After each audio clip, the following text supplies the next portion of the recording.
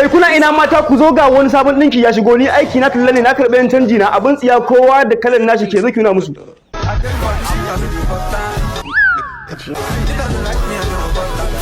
Ya?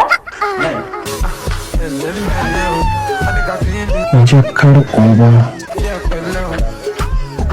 Kai. Haba. Ke kyale gaban ɗinkin naka sun kalla jiyo bayan kin san akwai 'yan sa ido yanzu wani sai ya ce zai kawo. Kai me yake damun ka ne hakan nan ne? Irin sha ɗinka masa. Kai. Haba. Iya da mambo. Ka san ban kalli ɗinkin nan sosai ba a ɗora kowa ya gani? Alƙur'an ƙarya kake, ka gare na mutane hankali mana.